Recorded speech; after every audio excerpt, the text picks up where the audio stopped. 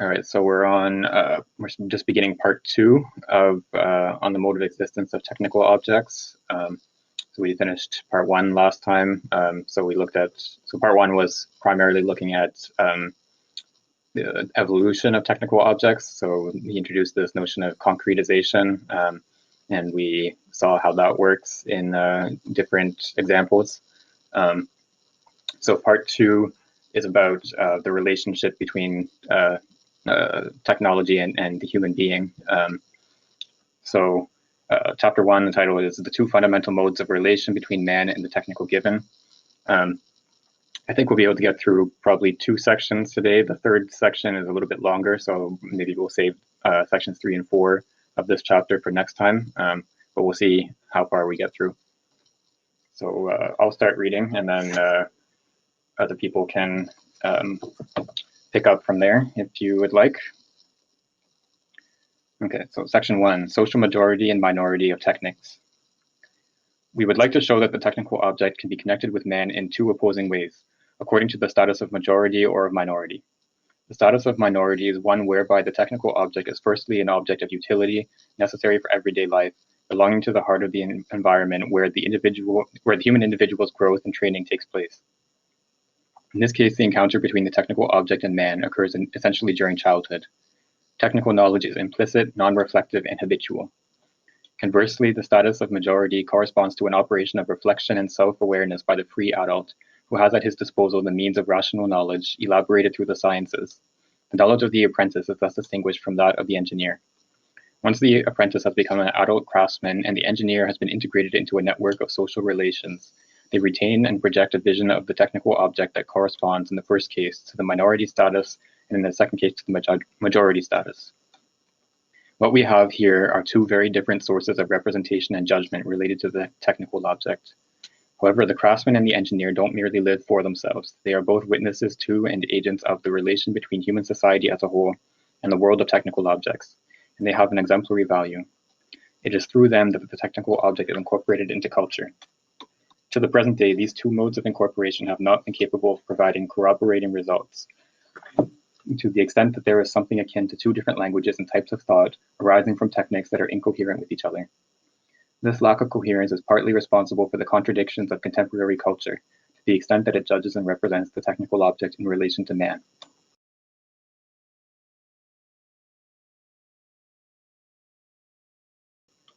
So this is again the theme that we saw in the introduction and in the technical mentality paper about the incorporation of techniques into culture and different modes of relating to techniques. Would someone like to read the next paragraph?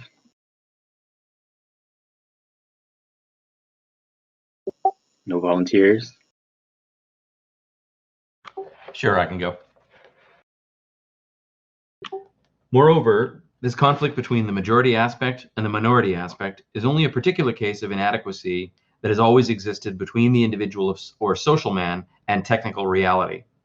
Throughout antiquity, a large part of technical operations were excluded from the domain of thought. They were operations that corresponded to servile occupations. Just as the slave was excluded from the city, servile occupations and the technical objects corresponding to them were banned from the universe of discourse, reflexive thought, and culture. Only the sophists, and to a certain extent Socrates, made the effort to introduce the technical operations practiced by slaves or freedmen into the domain of noble thought. Majority status was granted to only a few operations, such as agriculture, hunting, war, and the art of navigation. Techniques that used tools were kept outside the domain of culture. Cicero takes most of his metaphors from the noble arts, in particular agriculture and navigation. The mechanical arts are rarely evoked by him. Should I keep going? Yeah, I think this is pretty straightforward at this point, so we probably don't need to discuss too much here. So yeah, maybe you can continue with the next paragraph. Going further back in time, one discovers that such and such a civilization also created the distinction between noble techniques and non-noble techniques. The history of the Jewish people reserves a privileged place for pastoral techniques and considers the land as cursed. God accepts the offerings of Abel, but not those of Cain. the pastor is superior to the farmer. The Bible contains a multitude of schemas of thought and paradigms drawn from various ways for helping to foster the flock. Conversely, the Gospels introduce modes of thought taken from the experience of agriculture. Perhaps one could find a certain technological bias at the origin of mythologies and religions, consecrating one technique as noble and not granting citizenship to the others, even when they are used effectively. This initial choice between a major and a minor technique, between a valued technique and a devalued technique, grants an aspect of partiality, of non-universality, to the culture that incorporates technical schemas. Our research does not propose to ascertain the reasons and modalities of this choice between fundamental techniques in each particular case, but simply to show that human thought must establish an egalitarian relation, without privilege, between technics and man. This task must still be accomplished because these phenomena of technical dominance, because of which there is, in each epoch, a part of the technical world that is recognized by culture, while other parts of the technical world are rejected, maintain an inadequate relation between human reality and technical reality. Right. So here, it's not just it's not technology as a whole. In ancient Greek and the biblical Jewish culture, it's not technology as a whole that is excluded, but there is certain fields of technique that are incorporated into culture and that are valued, that are drawn upon for metaphors and that are sort of incorporated into thought. But then there are other domains that are excluded and devalued. And so the task that that Simondon is proposing here is to try to incorporate all aspects of technique. So everything that is part of the technique of our culture should be incorporated into thought in the same way.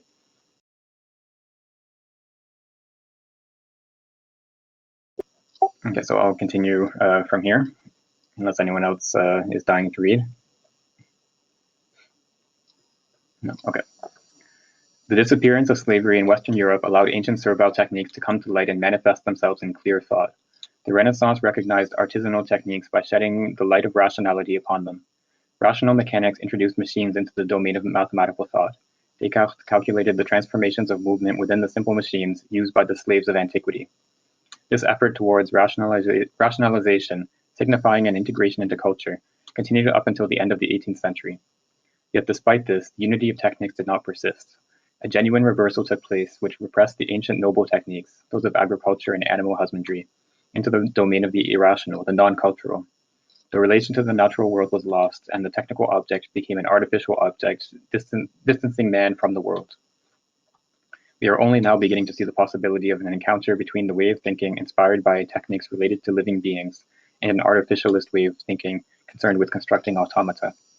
Mechanical techniques were only truly able to attain majority status by becoming a techniques thought by the engineer, rather than remaining the techniques of the craftsman. At the artisanal level, the concrete relation between the world and the technical object still exists, but the object thought by the engineer is an abstract technical object, unattached to the natural world.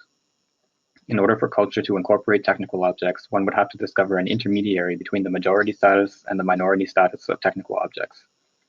The condition of the disjunction between culture and techniques resides in a disjunction that exists within the world of techniques itself. In order to discover an adequate relation between man and the technical object, one would have to be able to discover a unity of the technical world through a representation that would incorporate both that of the craftsman and that of the engineer. The representation of the craftsman is drowned in concreteness, engaged in material manipulations and sensible existence. It is dominated by its object. The representation of the engineer is one of domination. It turns the object into a bundle of measured relations, a product, a set of characteristics.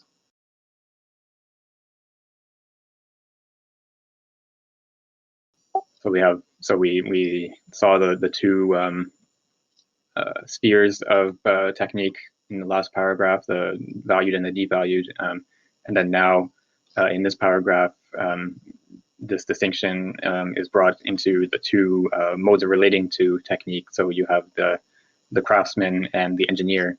And the craftsman works on these devalued techniques, and then the engineer works on the valued techniques. So the task here is to integrate these two modes of relating to technique, the craftsman and the engineer.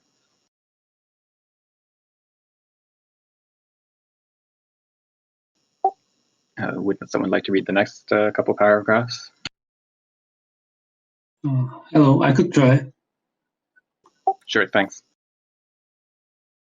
The prime condition for the incorporation of technical objects into culture would thus be for man to be neither inferior nor superior to technical objects, but rather that he would be capable of approaching and getting to know them through entertaining a relation of equality with them, that is, a reciprocity of exchanges, a social relation of sorts.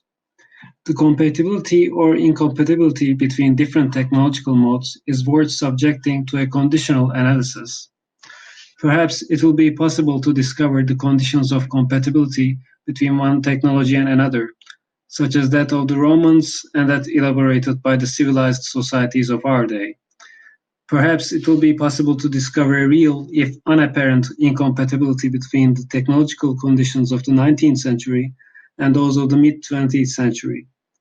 Certain myths born from the inappropriate encounter between two incompatible technological paradigmatisms could then be brought back to their initial conditions and analyzed.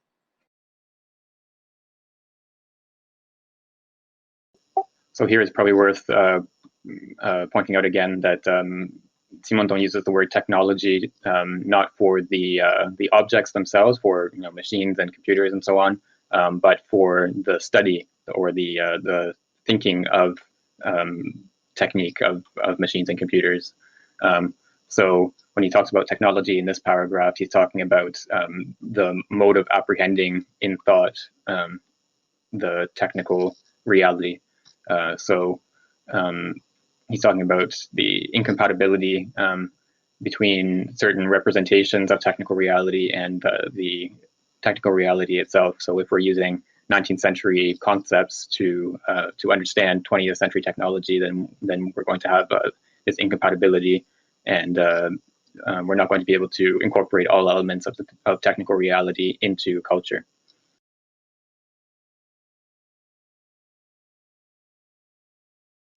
Right, so that's the first section, just introducing these two modes of relating to technology and, to the modes relating to the technical reality, and setting the task of integrating those two modes. So we're going to see a little bit more of that in the next section. So section 2, techniques learned by the child and techniques thought by the adult.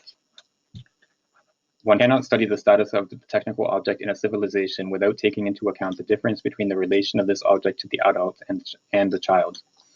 Even if life in modern societies has accustomed us to thinking that there is a continuity between the life of the child and of the adult, the history of technical education quickly shows that the distinction did exist, and that the characteristics of the acquisition of technical knowledge are not the same depending on whether this acquisition takes place in the adults or in the child. We have no intention whatsoever of laying down a normative rule, but merely of showing that the characteristics of teaching techniques have varied greatly throughout time, and that they have varied not only due to the state of techniques or the structure of societies, but also because of the age of the subjects who were learning. One could discover therein a circular relation of causality between the state of techniques and the age of knowledge acquisition, constituting the technician's qualifications. If a very, very poorly rationalized techniques requires an extremely precocious initiation of learning, then the subject will, even as an adult, retain a basic irrationality in his technical knowledge. He will possess it by virtue of a very profound acquisition due to his early habitual immersion. As a result, the technician's knowledge will not consist of clearly represented schemas, but of a manual dexterity possessed almost by instinct, and entrusted to this second nature that is habit. His science will be at the level of sensorial and qualitative representations, very close to the concrete aspects of matter. This man will be endowed with a power of intuition and complicity with the world that will give him a very remarkable aptitude that can only manifest itself in work and not in consciousness or discourse. The craftsman will be like a magician, and his knowledge will be operational rather than intellectual. It will be an ability rather than a knowing. By its very nature, it will be a secret for others because it will be a secret for himself, for his own consciousness.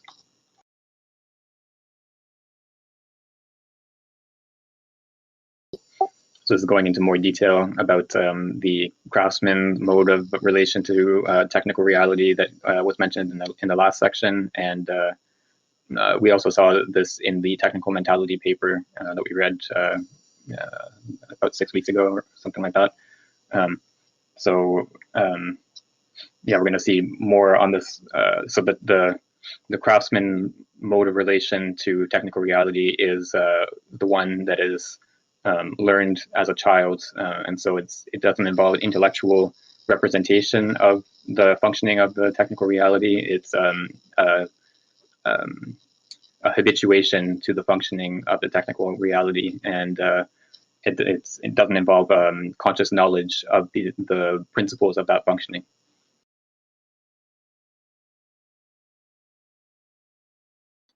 If I may, I find these sections especially interesting.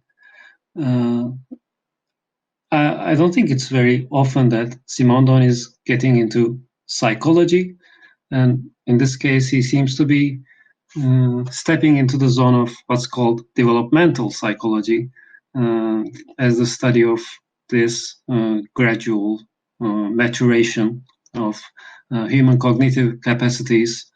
And in this case, of course, he traced those differences in the domain of techniques. And of course, those terms like concreteness have different significations in this context, I believe. Or the term concrete takes on another association. It's no longer open to further developments. It is associated with a certain closeness.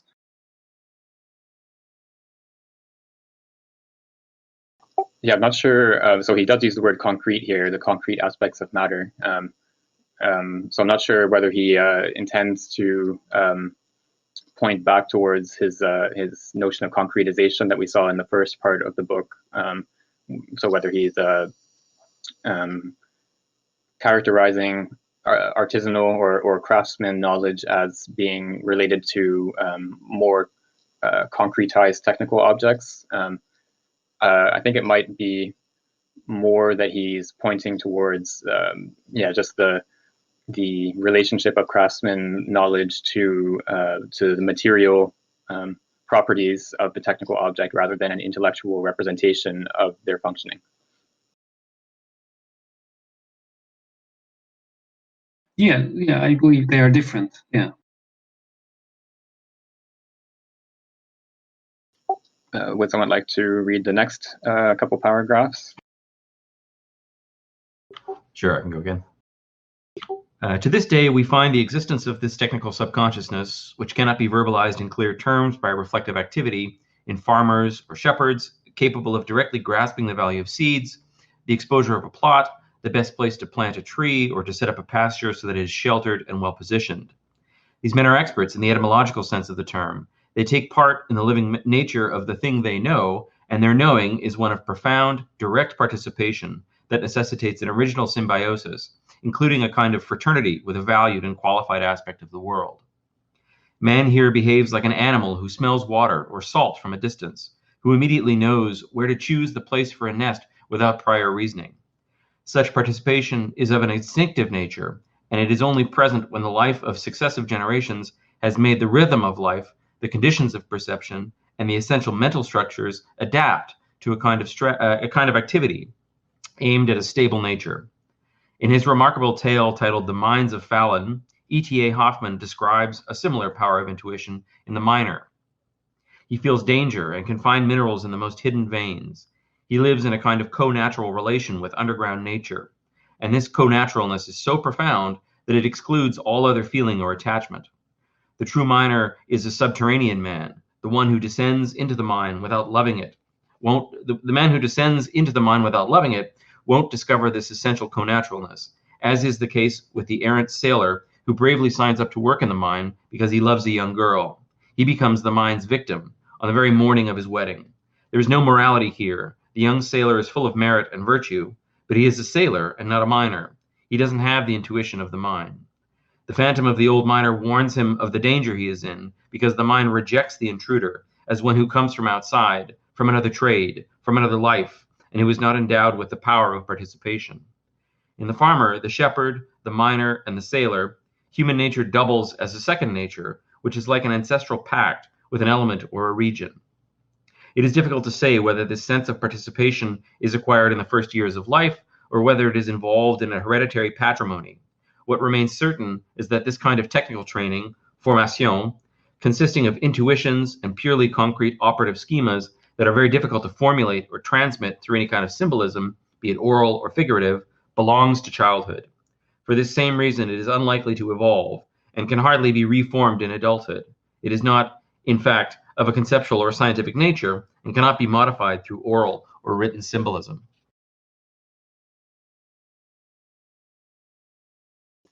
Yeah, so I'm not familiar with this story by Hoffman, but I think the sort of moral that he's drawing from the story is pretty clear. So he's developing further this idea of the relationship to technical reality through that is learned in childhood, and that it is a non-intellectual relationship that consists, he says, it consists in intuitions and operative schemas. So it's a concrete relationship to a technical reality rather than an abstract intellectual one.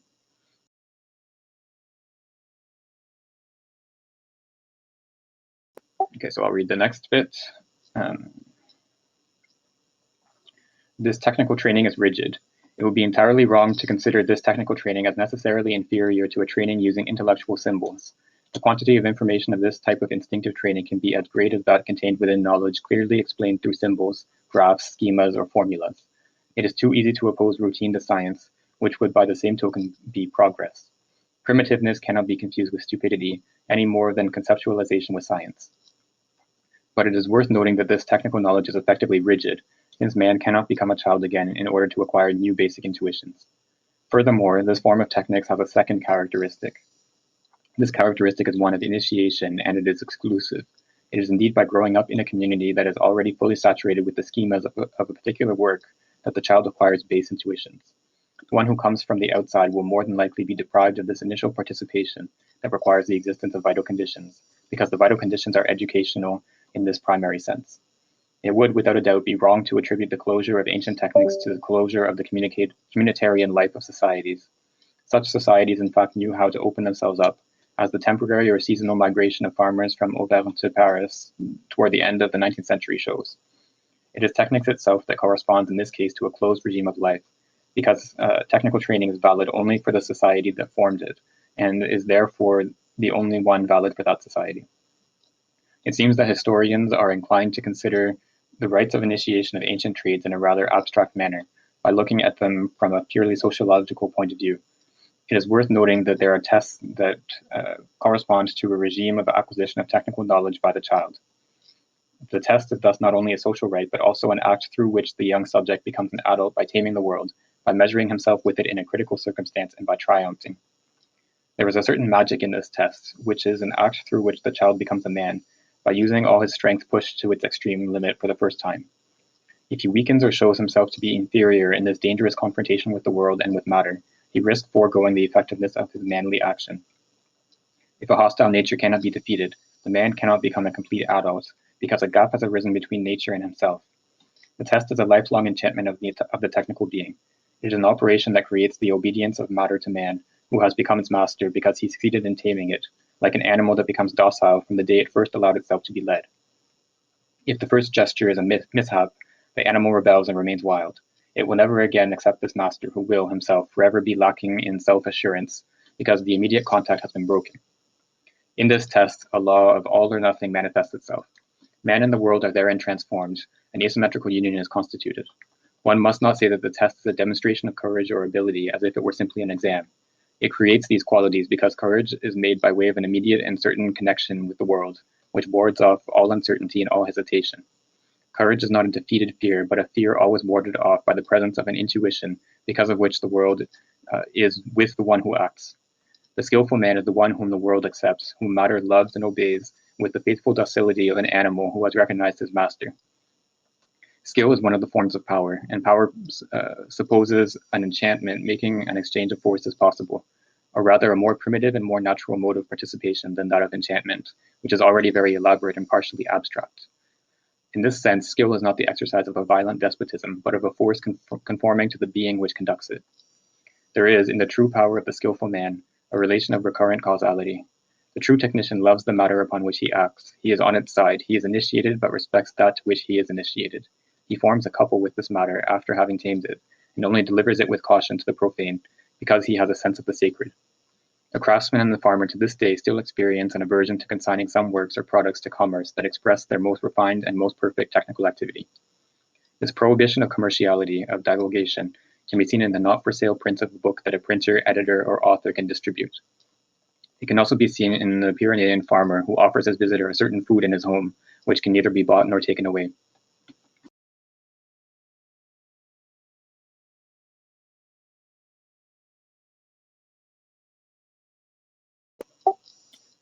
So I think this is pretty straightforward, but he's just further developing on the artisanal relationship to technical reality, which is acquired through childhood, and there's this concept of the rite of initiation or the test.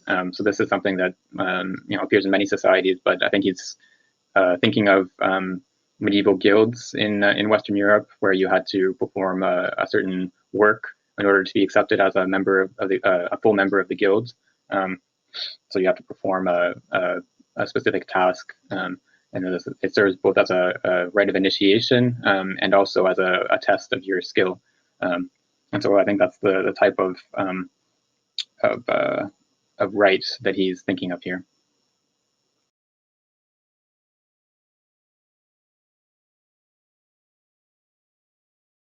Okay, so who would like to continue from here?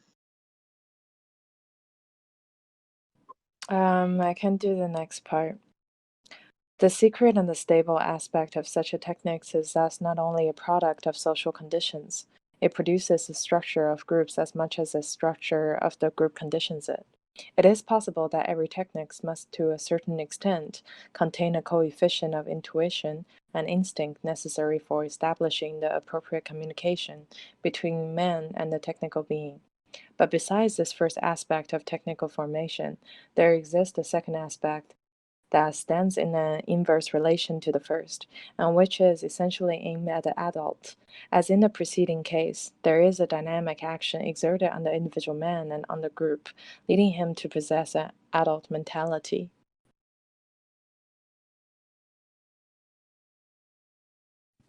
I Yeah, carry on. continue. Yeah. The second type of technical knowledge is a rational, theoretical, scientific, and universal knowledge. The best example is Diderot and can't read that name, Encyclopedia. If the Encyclopedia appeared as a powerful and dangerous work, then it was not because of its veiled or direct attacks on a certain abuse of privilege, nor because of the philosophical aspect of certain articles. There were more violent libels and pamphlets than Encyclopedia. The Encyclopedia was respectfully feared because it was moved by an enormous force, that of a technical encyclopedism, a force that had brought together powerful and enlightened protectors. This force existed by itself, because it responded to the needs of its time, more than political or financial reforms did. It was this force that was positive and creative, and which realized an equally remarkable assembly of researchers, editors, and correspondents by granting a face to this team composed of men who collaborated without being connected through social or religious communities. A great work had to be carried out. The greatness of the encyclopedia, its novelty, resides in the fact that its prints of schemas and models of machines, which are an homage to the trades and to the rational knowledge of technical operations, are fundamentally major. But these prints do not have the role of pure disinterested documentation for a public eager to satisfy its curiosity. The information in them is complete enough to constitute a usable practical documentation, such that anyone who owns a book will be capable of building the described machine, or further advancing the state reached by the techniques that domain through an invention, and to begin his research where that of others who preceded him leaves off.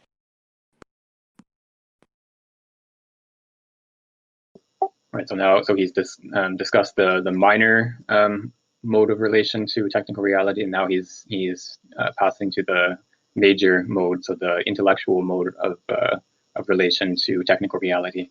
And then so his example of this mode is the Encyclopedia of Diderot and d'Alembert. So this was in the late 18th century. A number of the sort of leading intellectuals in France whose work sort of fed into the French Revolution. They worked together on this massive encyclopedia, which was supposed to contain basically the peak of human knowledge at that time. One, I guess, noteworthy aspect of this encyclopedia is that it includes very detailed technical knowledge. So, like graphical representation of how different machines work, the different tools that different trades use, and so on. So it's not just sort of high culture and scientific knowledge, but also technical knowledge is incorporated into the encyclopedia. So that's what he's pointing to here. It's the knowledge of different trades is brought into intellectual culture for the first time.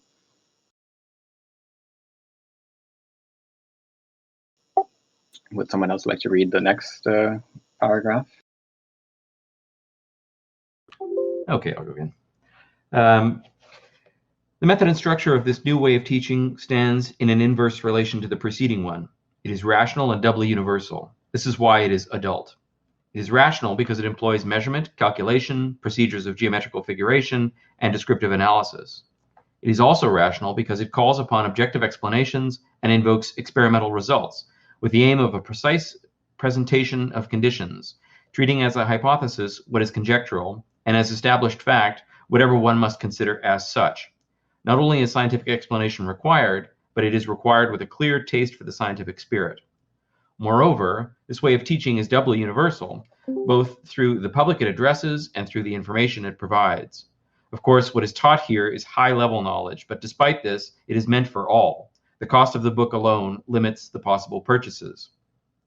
This knowledge is given in the spirit of the highest possible universality, according to a circular schema that never supposes that a technical operation is closed in on itself through the secret of its speciality, but rather that it is related to other operations using analogous types of apparatuses and based upon a small number of principles.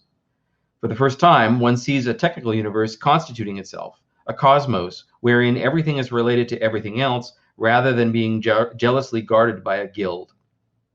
This consistent and objective universality, which supposes an internal resonance of this technical world, requires that the book be open to all and that it constitute a material and intellectual universality, a block of available and open technical knowledge. This teaching supposes an adult subject capable of directing himself and of discovering by himself his own normativity without being directed by another being. The autodidact is necessarily an adult. A society of autodidacts cannot accept tutelage and the status of spiritual minority. It aspires to govern itself on its own and to manage itself. It is principally in this sense and through its technological power that the encyclopedia brought about a new force and a new social dynamic. The causal circularity of encyclopedic knowledge excludes the moral and political heteronomy of the monarchy, l'Ancien Régime.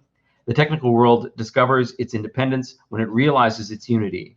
The encyclopedia is a kind of fête de la fédération, of technics discovering their solidarity for the first time.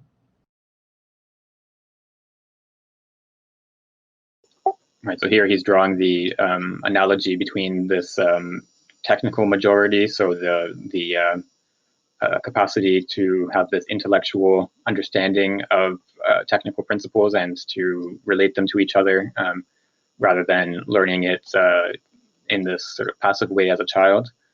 So he's relating this technical majority to the idea of political majority, which sort of comes to the fore in the French Revolution.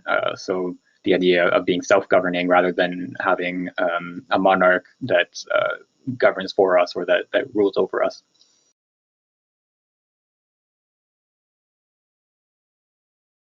Okay, so we got through the first two sections faster than I expected, so I think we might as well continue with the third section. I'm not sure if we'll be able to finish the full section or go on to section 4, but we'll see how far we get. So section 3, the common nature of minor techniques and major techniques, the signification of encyclopedism. We shall attempt to analyze the relation between the encyclopedic spirit and the technical object, because it appears indeed to be one of the poles of all technical awareness, and thus possesses, in addition to its historical signification, a sense of the knowledge of technicity that is still valid. We have opposed the implicit, instinctive, and magical aspect of technical education aimed at the child to the inverse aspects of the latter, which one discovers in the encyclopedia. This opposition runs the risk of masking a deep analogy of the dynamisms inherent in the structurations of technical knowledge. Encyclopedism manifests and propagates a certain inversion of technique's fundamental dynamisms. This inversion is nevertheless possible only because operations are not annihilated, but displaced and in a way turned around. The encyclopedia also manipulates and transfers forces and powers. It too performs an enchantment and draws a circle like the magic circle, except that it does not enchant by the same means as those inherent in the testing of instinctive knowledge, and it is not the same reality that it places within the circle of knowledge. It is human society with its forces and obscure powers that is placed within the circle, having become immense and capable of comprising everything. This circle is represented and constituted by the objective reality of the book. Everything that is represented in the encyclopedic book is at the service of the individual who has in his possession a figural symbol of all human activities and their most secret details. The encyclopedia makes initiation universal, and thereby produces a sort of rupture in the very sense of initiation.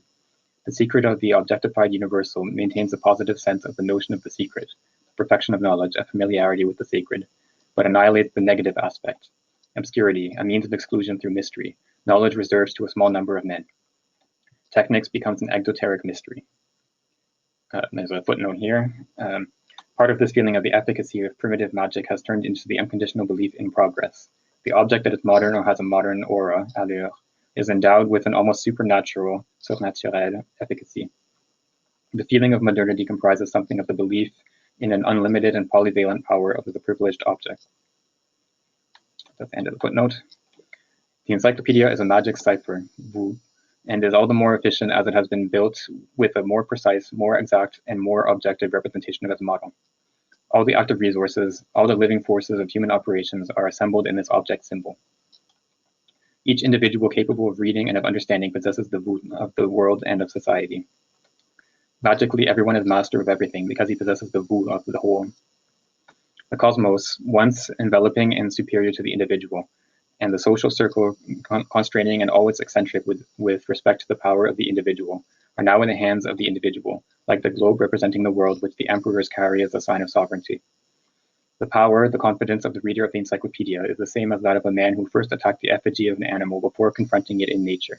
The same once again as that of the primitive farmer who entrusted the seeds to the soil after having performed propitiatory rites, or of the voyager who ventured to new places only after having rendered them in some way favorable through an act of establishing communion and prepossession, of which the Odyssey preserves a memory. Footnote here, the right of possession of the earth accomplished by Ulysses approaching the island of the Phaeacians. End of footnote. The gesture of initiation is a union with a reality that remains hostile so long as it hasn't been tamed and possessed. It is for this reason that all initiation leads to virility and adulthood. Thus, from a psychosociological point of view, every manifestation of the encyclopedic spirit can appear within a society as a fundamental movement, mouvement de fond, expressing the need for attaining a state of freedom and adulthood, since the current regime or customs of thought retain individuals within a state of tutelage and artificial minority. This will to move from a minority to a majority by way of enlarging the circle of knowledge and liberating the power inherent in knowing is what we encounter on 3 occasions in the history of thought since the Middle Ages. The first manifestation of the encyclopedic spirit is what constitutes the Renaissance and is contemporary with the ethical and religious revolution of the Reformation.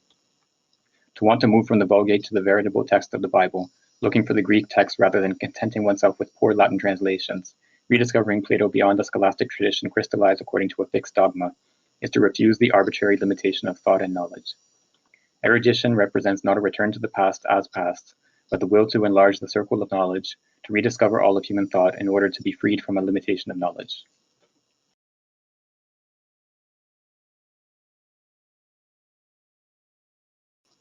So that was a kind of a long section, but I think the fundamental idea is the idea of encyclopedism as incorporating this idea of initiation, but turning it into a sort of public initiation. So rather than being initiated into a private, secret technique, it's an initiation into a public and open technique. By the way, the form of the argument strikes me as really dialectical here. He started off by positing this distinction between minor and major as an opposition. And now he's saying we can find the kind of enchantment we find in minor also in major mode of access to technical objects. And so he does this cross-pollination that is, in spirit, it seems dialectical to me. Yeah, I think that's right. He does, on a few occasions, he sort of criticizes the idea of dialectics in the sense of, so he rejects the idea that there is a negation included in the initial terms. So the idea of dialectics operating through negation, and then overcoming that negation, the sort of Hegelian model of dialectics. So he rejects that model. But I think the conceptual schema that he uses, like this mode of arguments in this section, can be characterized as dialectical in the sense that it's, like you pointed out, it's this sort of setting up an opposition and then overcoming that opposition at a higher level.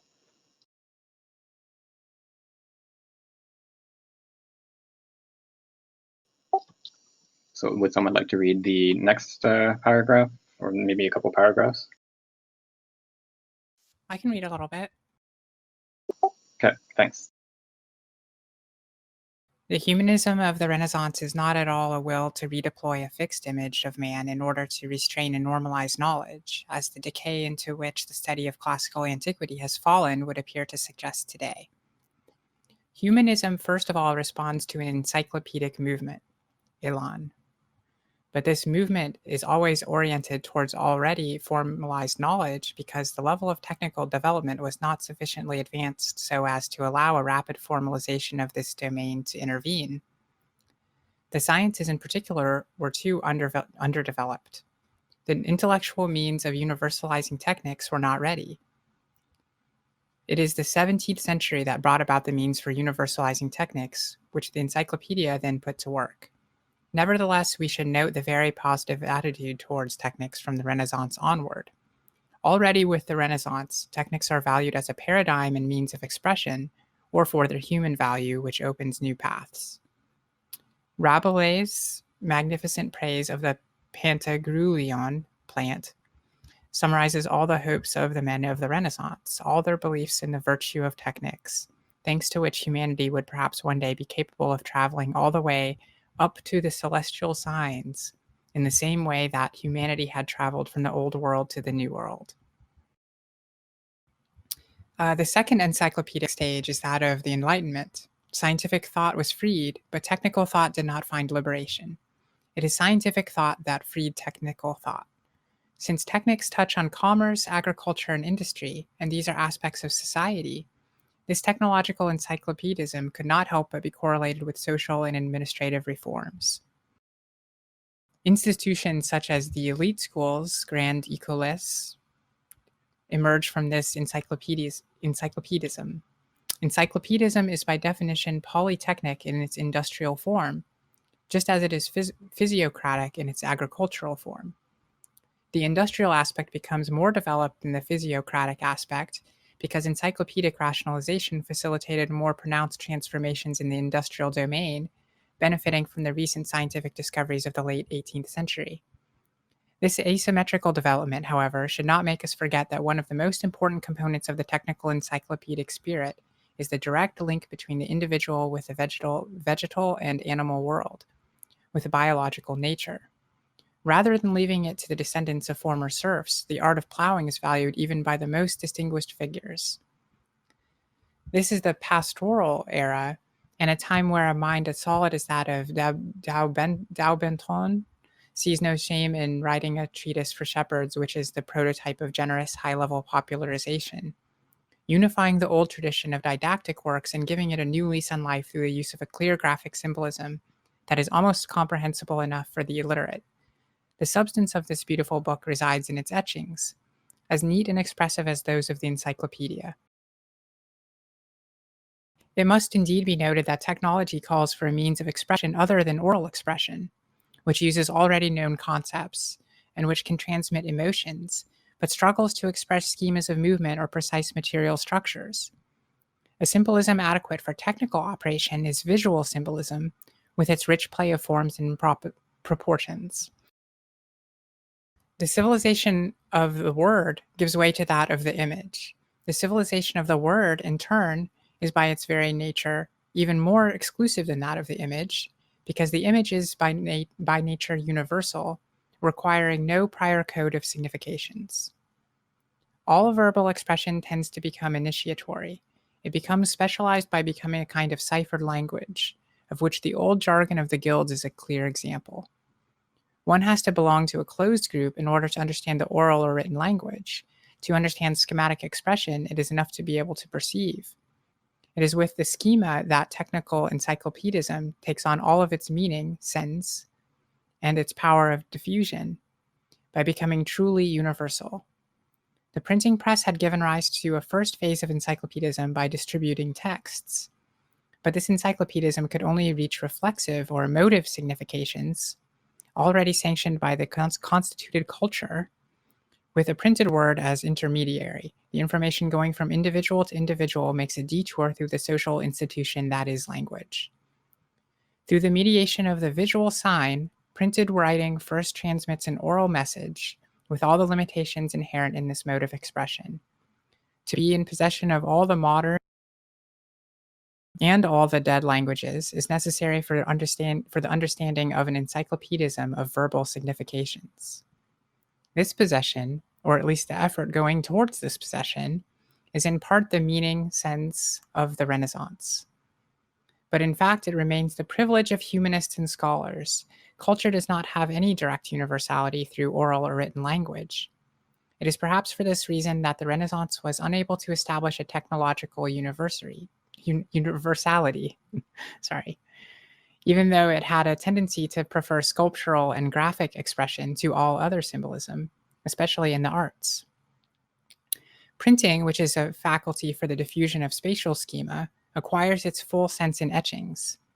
Yet symbolic etching, used as a means for clearly translating a thought into the terms of structures and operations, freed of any intention in the direction of allegorical expression returning to oral expression, as on a coat of arms, appears with its complete development in the 17th century, as for instance in Descartes' treatises. Having borrowed its expressive force and its power of precision from the common use of geometry, it was now ready to constitute the adequate symbolism of a universal technology. Right. So he's pointing out. He's talking about this second stage of this encyclopedism. So the first stage was the Renaissance and the Reformation. So it's a primarily written word. He talks about the civilization of the word here. So it's reappropriation of ancient languages and translations of the Bible, for example. So incorporating these elements into culture through the written word. And then, so as he points out, that this has a certain particularism, I guess you could say, built into it. So it's only a written text is only accessible to someone who actually knows that language. So you have to be brought up in that language or learn it through school or something like that. So it lacks the universality that is present in the image, which is characteristic of the second stage of encyclopedism. So in the encyclopedia itself, in the encyclopedia of the 18th century, it relies on these etchings, which contain detailed technical drawings of all the machines and tools and so on. And then he also mentions this book on the book for shepherds, which contains detailed diagrams.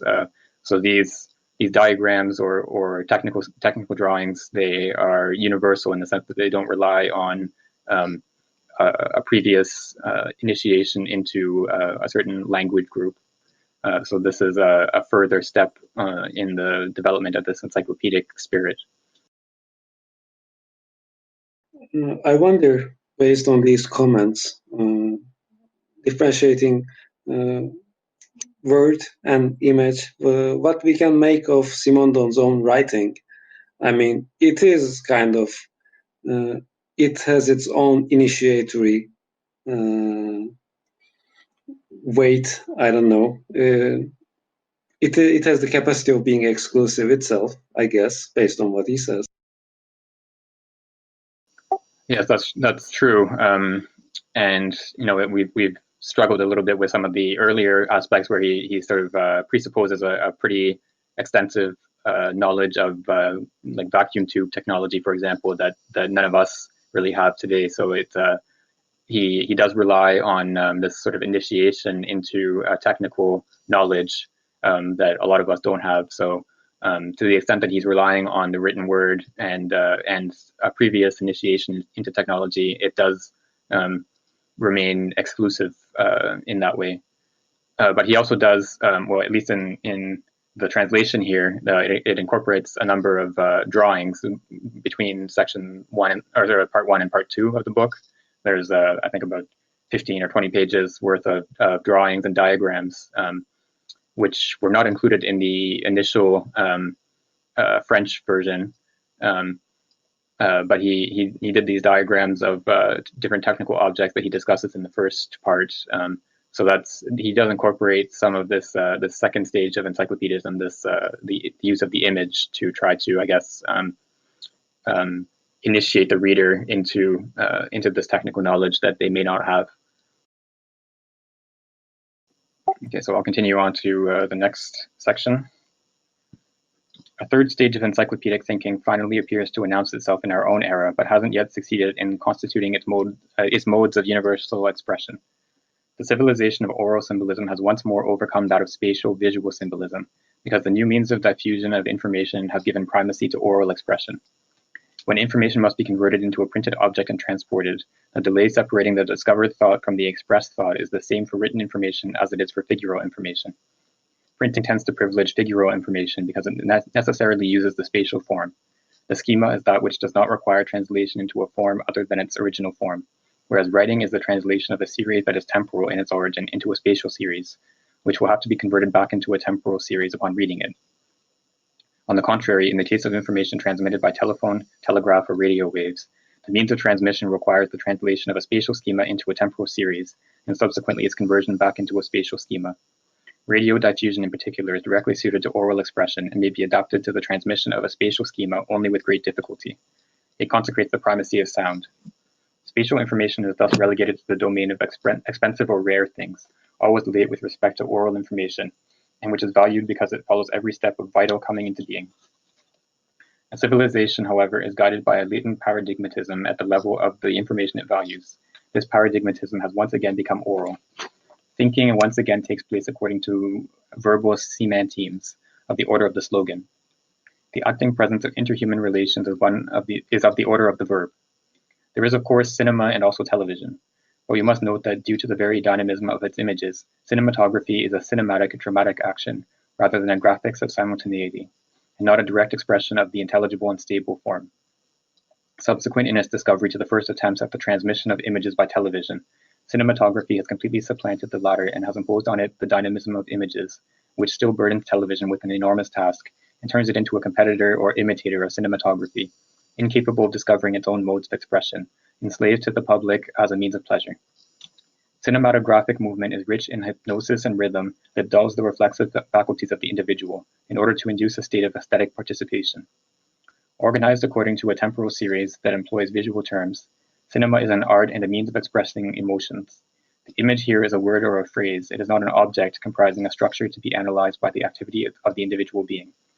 It rarely becomes an immobile and radiating symbol. Furthermore, television could become a means of information contemporary to human activity, which cinema cannot be, since, being a fixed and recorded thing, it puts everything it incorporates into the past. But since television wants to be dynamic, it is obliged to transform every point of its image into a temporal series, in as short a time as the projection of each static image in the cinema. Therefore, it must first of all transform the dynamic into the static through a first cut into images. Then, during the transformation of each fixed image, it transforms the simultaneous points of this fixed image into a temporal series. Upon its arrival, each temporal series transforms itself into a spatial and immobile picture, and the rapid succession of these fixed images, as in cinematography, recreates the analyzed movement according to the characteristics of the perception of movement. This double transformation consequently results in the necessity of transmitting an enormous quantity of information, even for an image that is extremely simple in its intelligible structure. There is no common measure between the quantity of information that is effectively interesting and significant for the subject, and the quantity of information that is technically employed, corresponding to several million signals per second. This waste of information hinders television from being a subtle and faithful means of expression for the individual, and prevents a veritable visual symbolism from constituting itself universally. Radio broadcasts cross boundaries, whereas visual information often remains tied to the communitarian life of groups. It cannot be valued in these conditions.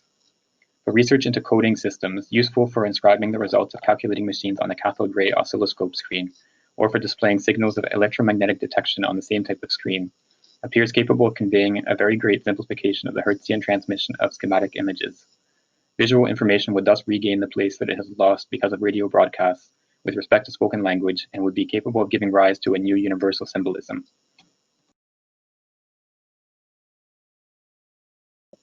So again, another long paragraph, but so here he's pointing to a third stage of encyclopedism that is incomplete in the time he's writing in the 1950s. So he sees this as the oral culture regaining, or the oral transmission of information regaining primacy in culture, as opposed to the visual transmission of information through images. So radio is his primary model here, I guess. But then he also he looks at television as, even though it transmits visual information, it does so through moving images in time rather than static images, and so it's sort of is modeled on the word and the expression of emotions rather than the visual image, as found in the encyclopedia, for example, and so it doesn't transmit information in the same way as visual images, etchings in a book or something like that.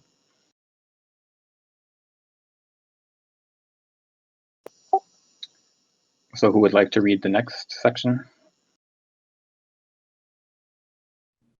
I can read the next few one. The encyclopedic intention in turn begins to show itself within the sciences and techniques, through the tendency towards rationalization of the machine and through establishment of a symbolism common to the machine and to man. It is because of this symbolism that a synergy between man and machine is possible, for common action requires a means of communication, and since man cannot have several types of thought, every translation corresponds to a loss of information. It is this mix of relation between man and machine that a new universal symbolism must emulate in order to be homogeneous with a universal encyclopedism. Cybernetic thinking has already led in information theory to research such as that into human engineering. Here is just, he used English original one, which specifically studies the relation between man and machine. One can henceforth conceive of an encyclopedism on technological basis. This new encyclopedism must, like the two preceding ones, bring about a liberation, but in a different sense. It cannot be a repetition of the Enlightenment. In the 16th century, man was enslaved to intellectual stereotypes. In the 18th century, he was limited by the hierarchical aspect of social rigidity. In the 20th century, he was enslaved in his dependence on unknown and distant powers that direct him while he can neither know nor react against them. It is isolation that enslaves him, and the lack of homogeneity of information that alienates him. Having become a machine in a mechanized world, he can regain his freedom only by taking on his role and by superseding it through an understanding of technological functions, thought from the point of view of their universality. Every encyclopedism is humanism. If by humanism one means the will to return to a status of freedom, to what has been alienated in man, so that nothing human should be foreign to man. However, this rediscovery can take place in different ways, and each age recreates a humanism that is, to a certain extent, always appropriate to its circumstances, because it takes aim at the most severe aspect of alienation that a civilization contains or produces.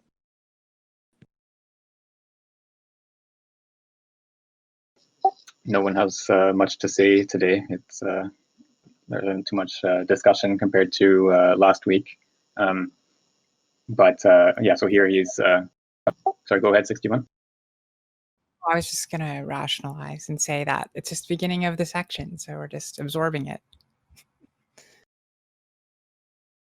Yeah, that's fair. That might be the reason. So I was just going to say that, yeah, so he's bringing back this idea of alienation that we saw in the introduction. This humanism that reappears in each of these stages of encyclopedism is an attempt to regain something that has been alienated from human nature. So human nature is separated from something that should belong to it. And then, so today, or at the time he's writing in the 20th century, technical reality is alienated from human nature. It's experienced as something foreign and alien, and so the task is to reincorporate it into human culture. And so this would be another form of humanism. So who would like to continue from here? Okay. The Renaissance defined a humanism capable of compensating for the alienation resulting from ethical and intellectual dogmatism. It aimed at regaining the freedom of theoretical intellectual thought. The 18th century wanted to rediscover the signification of the effort of human thought applied to technics, and with the idea of progress, rediscover the nobility of creative continuity that can be found in inventions. It has defined the right of a technical initiative to exist despite the inhibiting forces of societies. The 20th century seeks a humanism capable of compensating for the form of alienation that intervenes within the very development of technics, through a series of specializations that society demands and produces. There appears to be a singular law of the transformation, devenir, of human thought, according to which any ethical, technical, and scientific invention, which sets out as a means of liberation and rediscovery of man, becomes through its historical evolution an instrument that turns against its liberation and enslaves man by limiting him. At its origin, Christianity was a liberating force, calling on man to go beyond the formalism of customs and the institutional prestige of ancient society. It was the thought according to which the Sabbath is made for man, and not man for the Sabbath. It is this same Christianity, however, which the reformers of the Renaissance accused of being a force of rigidity, tied to a constraining formalism and dogmatism, contrary to the real and profound sense of human life. The Renaissance opened physis to anti-physis. Similarly, technics, invoked as a liberation through progress during the Enlightenment, are today accused of oppressing man and reducing him to slavery by denaturing him, of estranging him from himself through a specialization that is a barrier and source of incomprehension. The center of convergence has become a principle of partitioning. This is why humanism can never be a doctrine, or even an attitude capable of being defined once and for all. Each epoch must discover its humanism by orienting itself towards the main danger of alienation. During the Renaissance, the rigidity of dogma led to the emergence of a new fervor and a new movement, Elan. This is again something I think we can characterize as a dialectical mode of reasoning or of conceptual exposition here. So he talks about how what at one time can be a liberating force can be inverted into its opposite, can become a force constraining human development. So Christianity appears in the ancient worlds as a force that liberates humans from formalism, and then by the time of the Renaissance, it is presented as, the Reformation, it's presented as a new kind of formalism that has to be overcome again, that has to be renewed. And so in the same way, technology or technical reality appears at the time of the Encyclopedia as a form of liberation and of a sphere of human progress and invention. And then by the 20th century, technical reality appears as something that alien and oppressive. So the task is always different in each different era. So humanism has a different task of liberation depending on what the form of alienation is in that era. I like the excuse me. I like when he says that humanism can never be a doctrine or even an attitude capable of being defined once and for all. I think this is this particularly rings with me because I've been focusing just recently on the jargon of humanity and the kind of cult of man, so to speak. And a lot of the post-war German intellectuals kind of relating to this humanism as something specifically specifically related to the kind of German jargon that was used, a certain kind of code which was said to have infected the Germans in this wartime period, and this kind of defining of what it is human, what is the human, what is man, where you can include or exclude people from it, or where things can be categorically diverse, where humanism is kind of a code for, we're human, but we don't know about you being human. You lack some kind of inwardness or authenticity or some commitment of some spiritual commitment.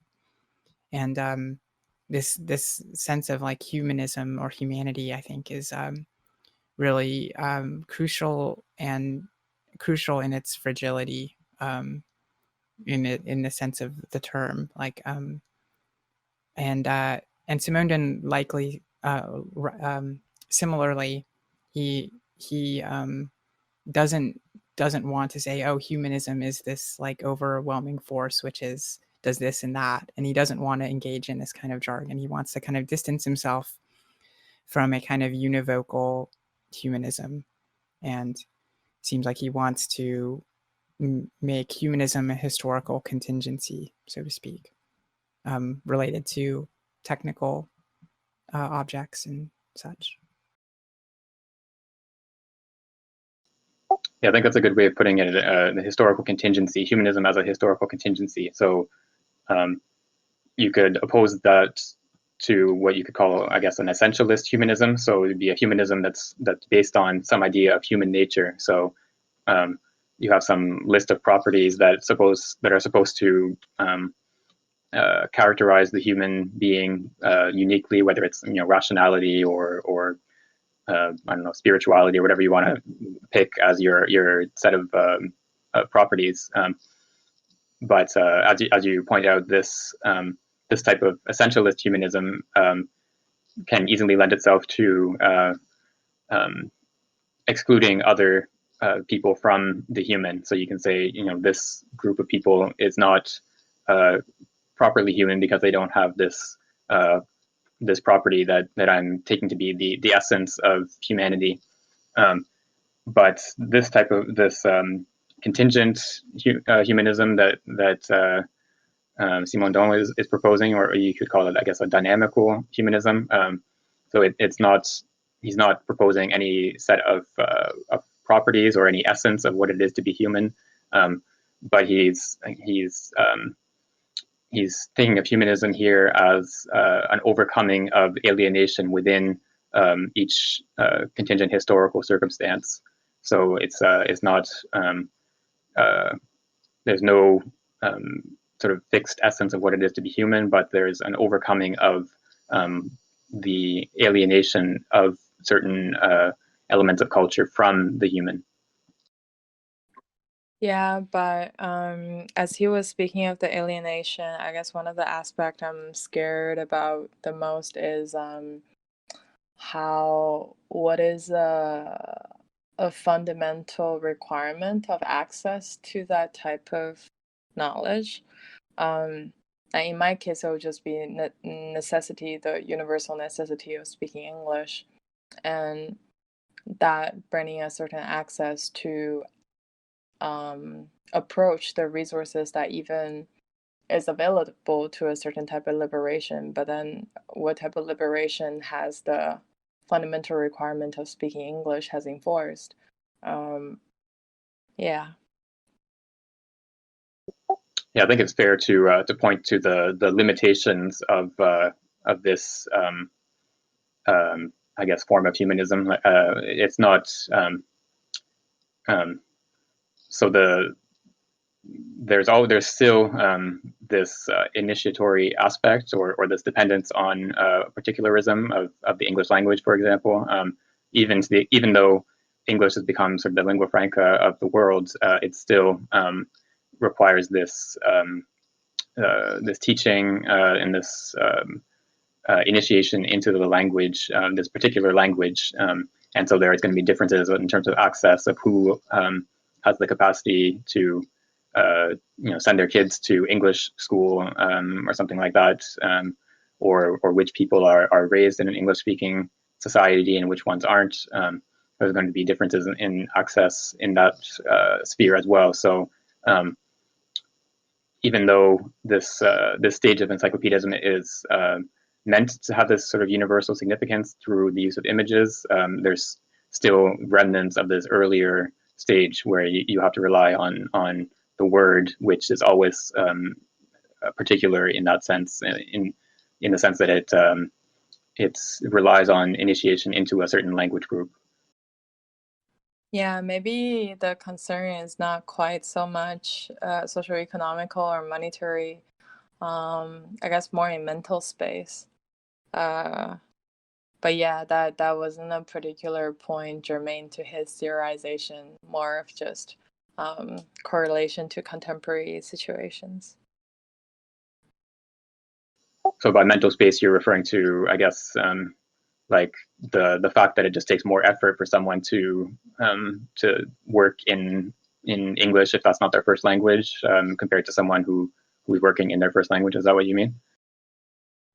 No, I mean like for instance, for the average person, it takes a lot to learn a language, and not necessarily for it to become slower, but just the fact for it to take any space at all. And there's a certain prioritization. Like for instance, in Canada, you look at so many second, third generation immigrants who don't speak their original language at all, and therefore do not have a substantial understanding about their origins of political struggle or even cultural significance. Like in my perspective, I met Chinese people who can't speak anything, and frankly is understanding Taoism from an English translation point of view, which is extremely reductive, and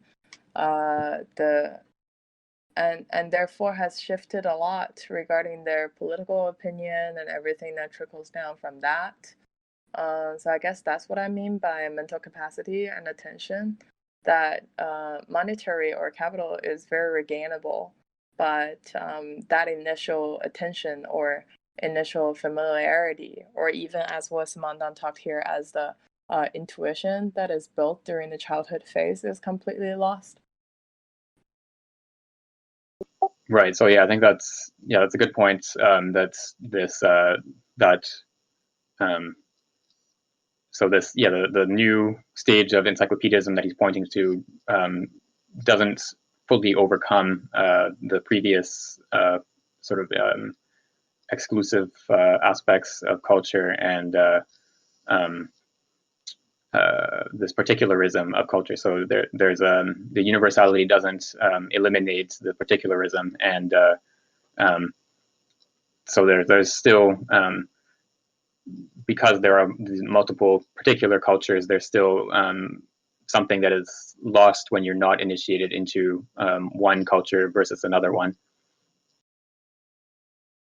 just this whole conversation kind of also puts me in mind of Chantal Mouffe's ideas about the paradoxes of democracy, that there's a kind of similar dynamic going on where, to be human is kind of an open question. And so the need to just kind of perpetually negotiate the universal and the particular. Yeah, I'm not familiar with her work, but that sounds like something similar to what is going on in this text. Okay, so I think we can go on to the next section, and I can read. Man no longer needs a universalizing liberation, but a mediation. The new magic will not be found in a direct expression of the individual power to act, assured by the knowledge that gives each gesture effective certainty, but by the rationalization of forces that situate man by giving him meaning within a human and natural ensemble.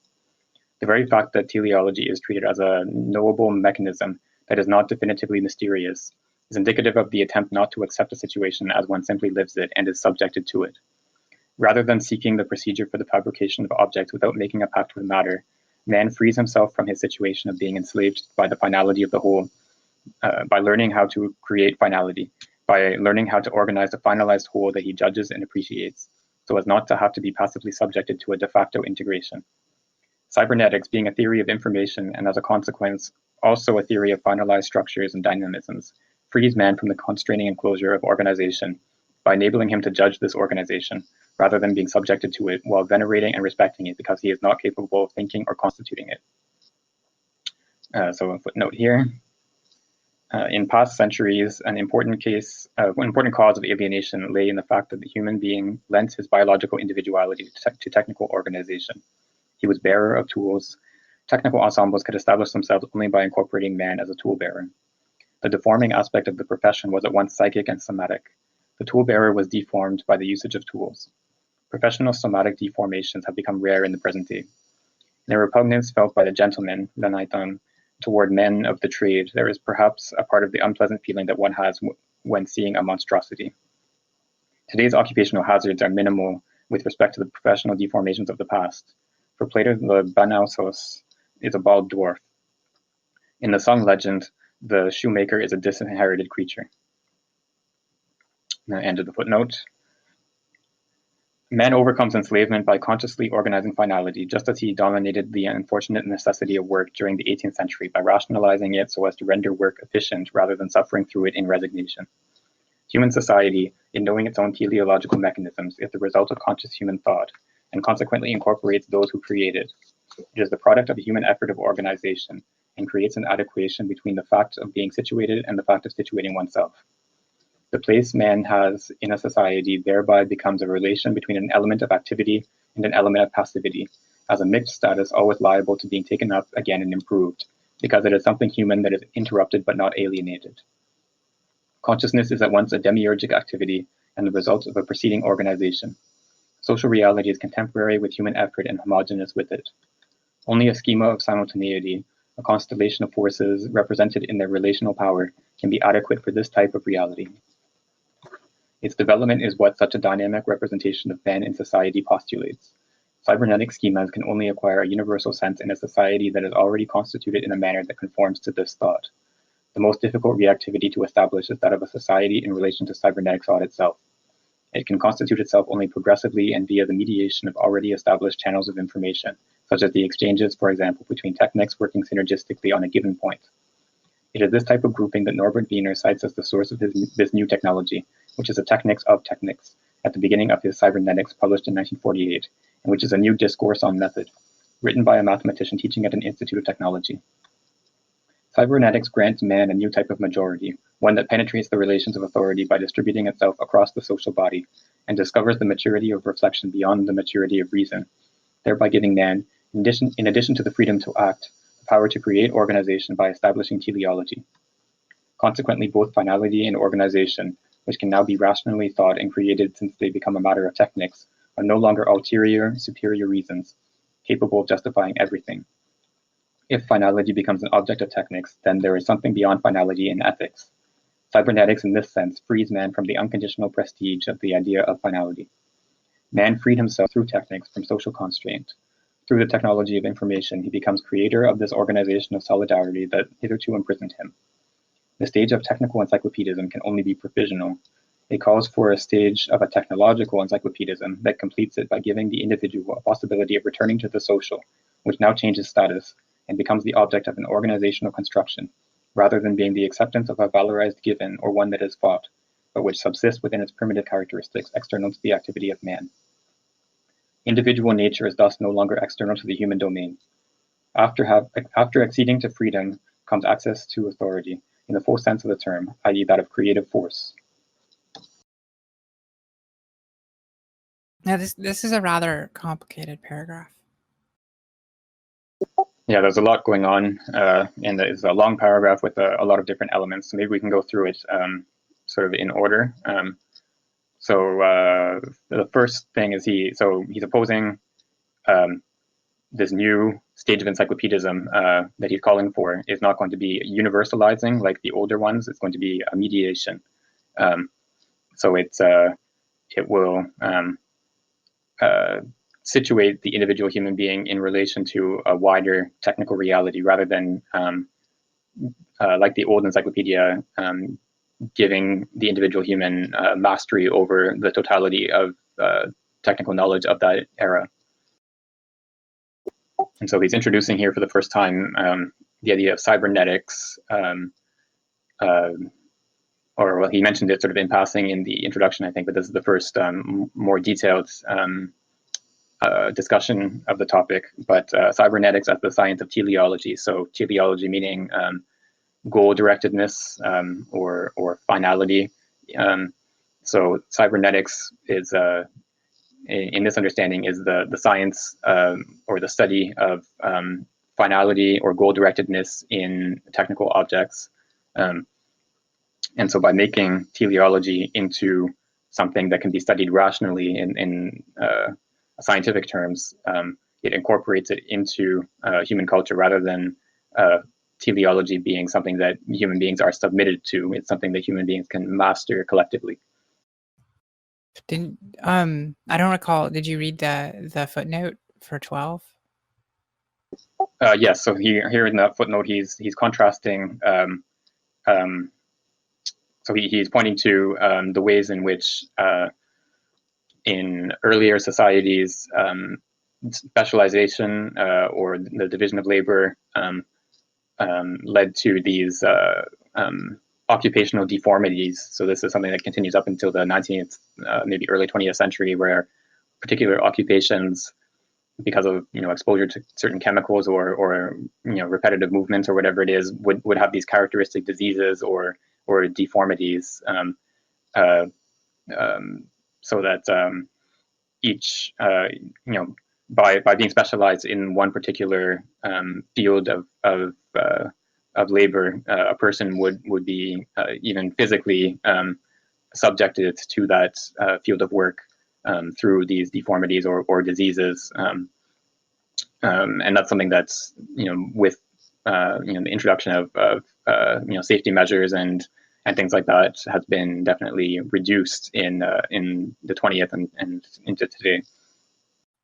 It's a long shot, but do you happen to know what he claims Plato calls a bald dwarf? What that term indicates in Greek? No, I'm not sure.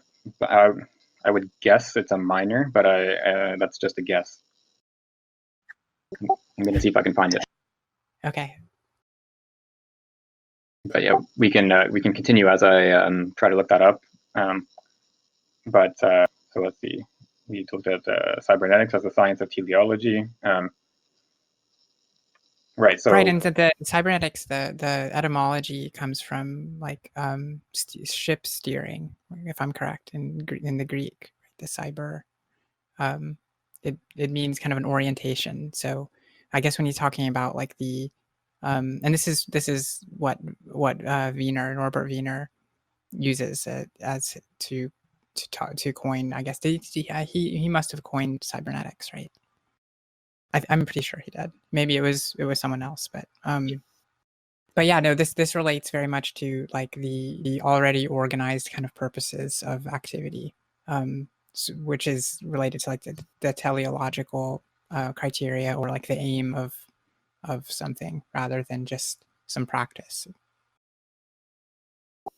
Yeah, I'm pretty sure it was Wiener that coined the term cybernetics, and yes, so it comes from the Greek kybernetes, like the helmsman of a ship. It's so he understood it as the science of the government of processes in machines and in animals, and so it's the science of goal directedness in general, in the sense that processes are governed in relation to a certain goal. And the characterization of cybernetics as a technics of technics. Do you have any insight into how this kind of cybernetics could indicate the second order techniques? Where does that come up? The technics of techniques? I don't remember that. It's in the part where Wiener is mentioned. Just in the middle of 120, about halfway through. Okay, yeah. So I see it now. Yeah. So it says, it is this type of grouping that Norbert Wiener cites as the source of this new technology, which is the technics of technics at the beginning of cybernetics. Right. So here again, he's using the word technology to mean the science of technical reality, or the study of technical reality, as opposed to that technical reality itself. So cybernetics is a technics of techniques, in the sense that it allows for it's the study of setting up technical systems in such a way that they'll be directed towards a certain goal. Okay. Yeah, no, that sounds. It's just I hadn't run across that precise phrasing before. The technics of technics. It's interesting to consider cybernetics as this second order technique, sort of a technique on techniques, so to speak. But I suppose this isn't just for cybernetics, but all technology is supposed to be technics of technics. Do you think? Yeah, I think that's right. So technology, as the study of technical reality, would be itself a technical operation. So it is something that operates on technical reality in order to orient it in a certain way, or to organize it in a certain way. I just posted in the chat a link to the dictionary entry on banausos, that Greek term that was cited in the footnote there. So it means a craftsman or an artisan, and it has a derogatory sense.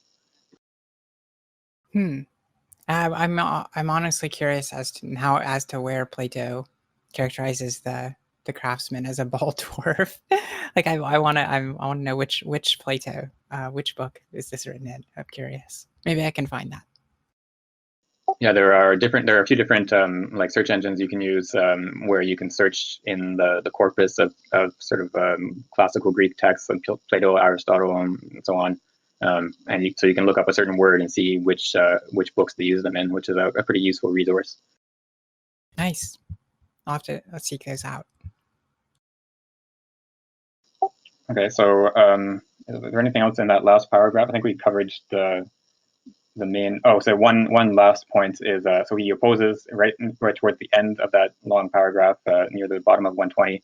He opposes the technical encyclopedism. So I guess that's pointing towards the 18th century encyclopedia. So it's an encyclopedism that takes all the technical knowledge of a certain era and sort of organize it in such a way that an individual can become master of this technical knowledge. He opposes this technical encyclopedism to what he calls the technological encyclopedism, which is what he's pointing towards with cybernetics. So that would technological encyclopedism would, instead of giving the individual mastery of technical reality of that era, so because of the technical reality of the 20th century and the 21st century, of course, as well, is beyond what any individual can master. This technological encyclopedism would instead allow the individual to incorporate themselves into this technical reality, but in a conscious way. So the individual would not be subordinated to the finality of this technical reality, but they would be have a conscious understanding of the finality, and the finality of these arrangements would be consciously decided.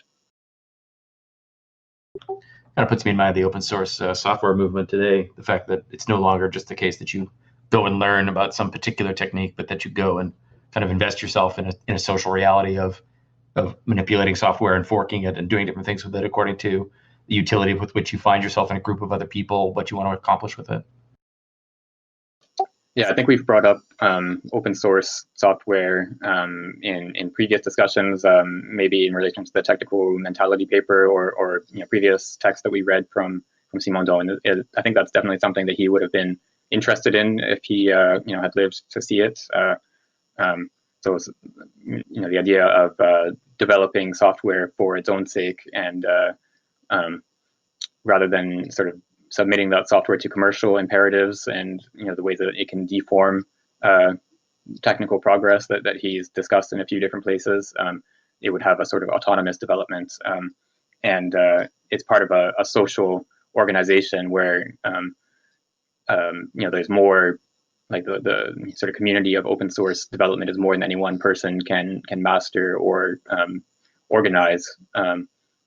So each person is incorporated into that social structure or organization through the work that they do to make progress of the software happen. Okay, so we can continue with the next bit. I think we'll probably just finish this section since we're coming up on 2 hours. So there's a couple more paragraphs, so I will start reading. Such are the 3 stages of the encyclopedic spirit, which was first ethical, then technical, and which can then become technological by going beyond the idea of finality taken as ultimate justification. However, it is wrong to say that the techniques of finalized organization are useful only because of their practical results. They are useful in the sense that they bring finality from the magical level to the technical level. Whereas the evocation of a superior end and of the order that realizes this end is considered to be the final term in the search for its justification, because life is conflated with finality in an age when technical schemas are mere schemas of causality. The introduction of technological schemas of finality in thought plays a cathartic role. That of which there is a technics cannot act as an ultimate justification. Both individual life and social life contain many aspects of finalized processes, but perhaps finality is not the most profound aspect of individual or social life, any more so than the different modalities of finalized action, such as adaptation to a milieu. So he's bringing up again something that we didn't discuss. It was in the last paragraph, but we didn't mention it. But this notion that cybernetics or this technological encyclopedism, by giving society mastery over finality, by developing this techniques of finality, it means that finality can no longer be an ultimate justification. So the idea, in a society that doesn't have this mastery over finality, the idea of society being organized towards a certain end can be used as a sort of ultimate justification. There's an order, a natural order of things, and certain people are serfs, and certain people are lords, and certain people are I don't know, merchants or whatever, and that's just the natural order of things. But once you have this development of a techniques of finality, that finality can no longer be an ultimate justification for why things are the way they are. So by having this technological schema of finality as a part of our cultural heritage, if you want to call it that, it means that we can sort of exercise that justification of a certain order through based on the concept of finality. Okay, so who would like to read the last paragraph? I can knock this one out. I'm mapping. I'm trying to figure out how these stages of the encyclopedic spirit map onto the developments in in cybernetics in the 20th century. And I have like this crazy chart that I'm trying to figure out right now, like drawing a bunch of lines to other lines and stuff. But anyway, one could undoubtedly say that it is not a veritable finality that animates the processes of recurrent causality with negative reaction. At the very least, this technical production of teleological mechanisms enables the most inferior, most primitive aspect of finality to leave the magical domain behind. The subordination of a means to an end, hence the superiority of an end with respect to its means. By becoming a technical matter, such organization is henceforth the only one of the aspects of social or individual life, and its prestige can no longer mask the possibilities for the development, advent, and emergence of new forms, which cannot be justified by finality, since they produce their own end as the last term of evolution. Evolution maladapts as much as it adapts. The realization of adaptations is but one of life's aspects. Homeostases are partial functions. Technology, in incorporating them and allowing them not only to be thought, but to be brought into existence rationally, leaves the open processes of social and individual life fully exposed. In this sense, technology reduces alienation. So again, technology here meaning the study of technical reality or the understanding of technical reality. So, this technical, at least in terms of the stages of the encyclopedic spirit, the technological seems to correspond precisely with the cybernetic, right? Because it's the cybernetic third stage of the encyclopedic spirit, which is technological. Am I getting that right? Like the first step, the Renaissance is ethical, then the Enlightenment stage is technical, and the cybernetic stage is technological. Yeah, that's how I understand it as well. I think that's right. Okay, I have to add second order and third order cybernetics on top of this. Make a giant diagram. Yeah, that'd be interesting too. I mean, I'm not very familiar with second order cybernetics and that sort of field, but it would be interesting if you could post that in the chat when you're done with that. Figure it out. Yeah, I'll gladly do that. I just learned that third order cybernetics was like a thing, like I think this morning actually, from some cursory research on the ethical regulator, this kind of apparatus which is supposed to function ethically or something like that. Some fun cybernetic stuff, but I almost like did a double take. I was like, wait a second, third order cybernetics? Like, I didn't think this was a thing. I swear before I told a few people, I was like, there's no point in going beyond the second order here. Like, just don't have to think third and fourth and fifth or whatever. But then I see somebody citing third order cybernetics as like a relevant factor. But yeah, I'm still having trouble understanding second order cybernetics, and that's what I'm working on more so. So I think talk about third order cybernetics is very recent, actually. Oh yeah, the different developments in cybernetics would be something that again this would have happened after this was published, and probably I think after Simondon died in 1980, I believe. It's sort of beyond the scope of this text, but it's something that I'm sure he would have been interested in studying and following as well. Right. Yeah. I think what is his name? Forster. Gosh, I always forget his name. The second order cybernetics guy. Heinz von Forster. Sorry. Yeah. Go on. No, I'm just recollecting various details at this point. I don't really have a cogent theme to my critique here. But yeah, no, there's definitely like a few big names that were writing in the 70s and 80s, I suppose, a little bit, but Simondon is probably just the kind of backdrop for a lot of this writing, rather than I don't know, actually. I mean, I shouldn't say that, because I don't know how much dialogue he had with the second order cybernetics people. Like, maybe he corresponded with Luhmann or something like that. I don't know. Yeah, I'm not sure about the sort of direct intellectual interaction that there was between them. like Simondon borrows a lot of cybernetic concepts and makes reference to some of the classic texts of cybernetics, like Wiener's book. But I'm not sure how much direct interaction he had with the sort of cybernetic movement or society, like as an organized society. I'm not sure, but I think he may have actually gone to the Macy conferences. Like Simondon was actually in attendance to the Macy conferences in certain years. Yeah, that's right. You mentioned that a few weeks ago, and that's yeah, that would be really interesting to sort of track down which ones he attended and who he may have interacted with while he was there, because yeah, like all the sort of leading names of cybernetics were involved in those conferences. Yeah, I'm definitely reading now that that Simondon is cited as an influence for Luhmann. So I don't know if they interacted, but Luhmann definitely was, well, quote, with the help of the theories of machines developed by Simondon, ...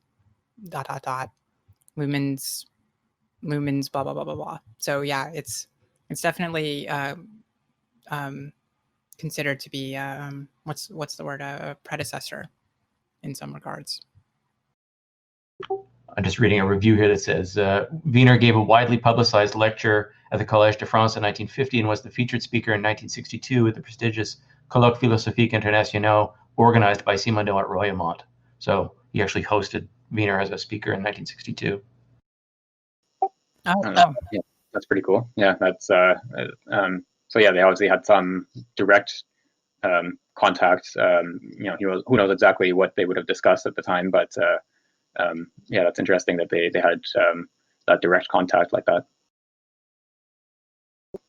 Okay, so we're almost at 2 hours now, so I think we'll leave the fourth section for next time, and I don't think it's very long, so we'll probably get through the fourth section of the chapter and then go on to, yeah, it's about 6 pages, and then we'll go on to chapter 2 and see how far we get in there as well.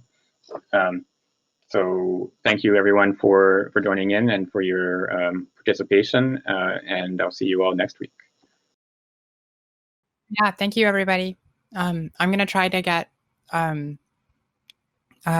this recording and the last one, I guess, made into nice little MP3 files so we can listen to them at our leisure. So hopefully that will be ASAP. I'll let y'all know. Just check the room for details, I guess. Thank you so much. Yeah, thanks again for volunteering to edit the files. That's a big help. Oh yeah, no problem. It's fairly easy for me on my end. Besides like taking a while to like load the giant files, the other part's easy. So no problem at all. My pleasure, of course. Okay, bye everybody. All right, see you next time. Bye.